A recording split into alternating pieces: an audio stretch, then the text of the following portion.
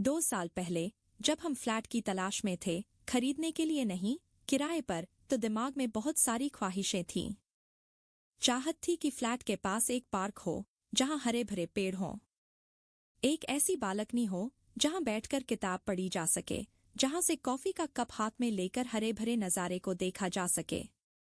कमरों में खिड़कियां हों जिनसे सुबह की सीधी धूप भीतर आए। उस वक्त ऐसा लगता था कि अगर ऐसा फ्लैट मिल जाए तो इससे बड़ी खुशी कुछ नहीं होगी। यह ख्वाहिश इतनी गहरी थी जैसे भूख हो। लंबी तलाश के बाद वो फ्लैट मिल ही गया। सब कुछ वैसा ही जैसा सोचा था। सामने एक खूबसूरत पार्क था जिसमें हरे भरे पेड़ों की छाव थी। थोड़ी ही दूरी पर एक और पार्क था जिसमें ओपन जिम था। फ्लैट में एक सुंदर सी बालकनी थी और कमरे की खिड़की से सुबह की धूप सीधे भीतर आती थी। जो चाहा था वो सब मिल गया।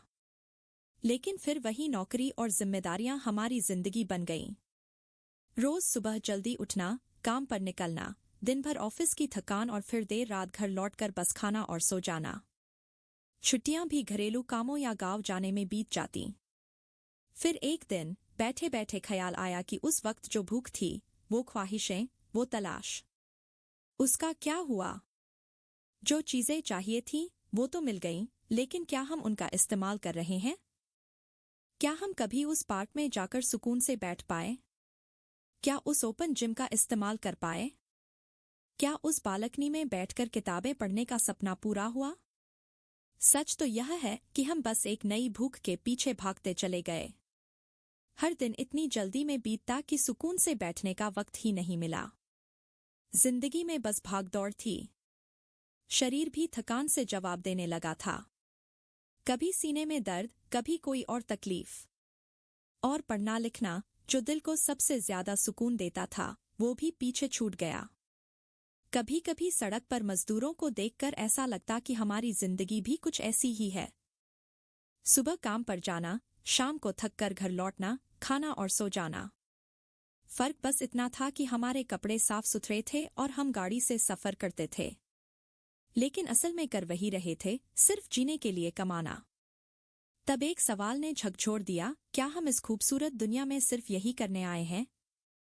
पढ़ाई करो, नौकरी करो, फ्लैट लो और जिम्मेदारियों के बोझ तले धीरे धीरे बूढ़े हो जाओ? इस सवाल ने हमें एक बहुत बड़ा फैसला लेने पर मजबूर कर दिया। ऐसा फैसला जिसे ये समाज शायद कभी माफ नहीं करेगा। हमने तय किया कि अब ऑफिस की नौकरी नहीं करेंगे। अपनी जरूरतें कम करेंगे और घर से ही काम करेंगे। खुद को वक्त देंगे। अब सुबह होती है तो हम पार्क में जाते हैं, सुकून से बैठते हैं। शाम को बालकनी में किताबें पढ़ी जाती हैं। अब जिंदगी धीमी हो गई है। हर काम में एक रस है, एक सुकून है। अब वक्त है किताबों का, धूप में बैठने का और मन की बातों को लिखने का। ये सब लिखना इसलिए पड़ता है क्योंकि सुनने वाले लोग अब भी उसी दौड़ में व्यस्त हैं। वे दौड़ जो कभी खत्म नहीं होती, सुविधाएं जुटाने की, जिंदगी भर भागते रहने की। सपनों को पाने की दौड़ में हम अक्सर जीना भूल जाते हैं। जो हमारे पास है उसकी कद्र करना और उसका आनंद लेना भी उतना ही जरूरी है। जिंदगी का असली सुख सपनों को पूरा करने में नहीं, बल्कि उनके बीच सुकून के पल ढूंढने में है। जो है उसे जी लेना भी एक कला है। हर बार नई मंजिल की तलाश जरूरी नहीं। सुविधाएं जुटाने में इतना मत खो जाओ कि उनका आनंद लेना ही भूल जाओ।